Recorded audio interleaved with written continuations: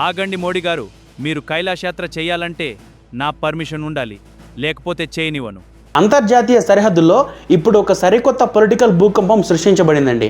భారత్ నేపాల్ మధ్య ఎప్పుడూ లేనంతగా అగ్గి రాజుకుంది. దానికి కారణం నేపాల్ నూతన ప్రధానమంత్రి బాలన్ షా సంచలన ప్రకటన. హిందువుల అత్యంత పవిత్ర పుణ్యక్షేత్రం కైలాస మానస సరోవరం యాత్రను అడ్డుకుంటామంటూ ఆయన భారత్ చైనాలకు అల్టిమేటం జారీ చేశారు. ఇల్లెక్కి కూర్చొని ఈరమ్మ మొగుని తిట్టినట్టు ఇన్నాళ్ళలో మిత్రదేశంగా ఉన్న నేపాల్ ఉన్నట్టుండి భారత్ సార్వభౌమాధికారాన్ని ప్రశ్నించడం ఏంటి?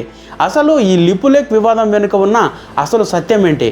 బాలన్ షా వేసిన ఈ పొలిటికల్ స్కెచ్ వెనుక చైనా హస్తం ఉందా? ఈరోజు ఈ వీడియోలో ఈ సంచలన నిజాలను పూర్తి విశ్లేషణతో తెలుసుకుందామండి. ఇక విషయంలోకి వెళ్తే, ప్రతి ఏటా లక్షలాది మంది భారతీయులు ఉత్తరాఖండ్లోని లిపులేక్ పాస్ ద్వారా కైలాస మానస సరోవర యాత్రకు వెళ్తుంటారు. 2026 మే నెలలో ఈ యాత్ర పునః ప్రారంభానికి భారత్ చైనాలు ఒప్పందం చేసుకున్నాయి. అయితే సరిగ్గా ఇక్కడే నేపాల్ ప్రధాని బాలన్ షా అడ్డుపుల్ల వేశారండి. లిపులేక్, లింపియాదురా, కాలాపాని ప్రాంతాలు నేపాల్వి. మా అనుమతి లేకుండా మా భూభాగం గుండా భారత్ యాత్ర ఎలా నిర్వహిస్తుంది, చైనా దీనికి ఎలా సహకరిస్తుంది అంటూ దౌత్యపరమైన నోటీసులు పంపారు. ఇన్నాళ్ళు సైలెంట్గా ఉండి ఇప్పుడే ఎందుకు ఇంతలా రెచ్చిపోతున్నారు? ఇరు దేశాల మధ్య దశాబ్దాల మైత్రిని పక్కన పెట్టిన నేపాల్ ఎందుకు ఈ సరిహద్దు వివాదాన్ని గిల్లుతోంది? ఈ వివాదం ఈ రోజుది కాదండి. దీనికి 210 సంవత్సరాల చరిత్ర ఉంది. 1816లో ఈస్ట్ ఇండియా కంపెనీకి నేపాల్ రాజుకి మధ్య సుగౌలి సంధి జరిగింది. ఆ సంధి ప్రకారం మహాకాళి నదికి పశ్చిమ వైపు ఉన్న ప్రాంతం భారత్ది, తూర్పు వైపు ఉన్నది నేపాల్ది అని తేల్చారు. కానీ అక్కడే అసలు ట్విస్ట్ ఉంది. మహాకాళి నది ఎక్కడ పుట్టింది అనే విషయంలో నేపాల్ కొత్త రాగం అందుకుందండి. లింపియాదురా వద్ద నది పుట్టిందని నేపాల్ వాదిస్తుంటే, భారత్ మాత్రం కాలాపాని నుంచే నది ప్రవహిస్తుందని వాదిస్తోందండి. 1954 నుంచి భారత్ ఈ మార్గం గుండానే యాత్రలు చేస్తోంది. అప్పటి నుంచి లేని నొప్పి నేపాల్కి ఇప్పుడే ఎందుకు వచ్చింది? గోడ కొట్టిన సున్నం కూడా తిన్న ఇంటి వాసాలు లెక్క పెట్టినట్లు భారత్ వేల కోట్లు ఖర్చు పెట్టి అక్కడ రోడ్లు, మౌలిక సదుపాయాలు అభివృద్ధి చేశాక ఇప్పుడు ఆ భూమి మాదంటూ నేపాల్ రావడం ఎంతవరకు న్యాయం? నేపాల్ ప్రధాని బాలన్ షా చేసిన ఈ హెచ్చరికలపై భారత్ తీవ్రంగా స్పందించిందండి. భారత విదేశాంగ శాఖ ఈ క్లెయిమ్లను పూర్తిగా తిరస్కరించింది.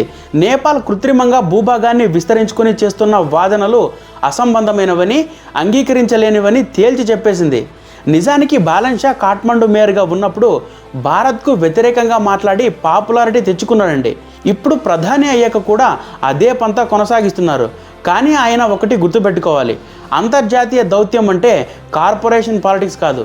పిచ్చుక మీద బ్రహ్మాస్త్రంలాగా భారత్ అనుకుంటే నేపాల్ ఆర్థిక వ్యవస్థను ఎప్పుడైనా కూలదోయగలదు. ఎందుకంటే నేపాల్కు అవసరమైన నిత్యావసరాలు, ఇంధన సరఫరా అంతా భారత్ పైనే ఆధారపడి ఉంది. ఇక్కడ మనం గమనించాల్సిన అతి ముఖ్య విషయం చైనా రోల్.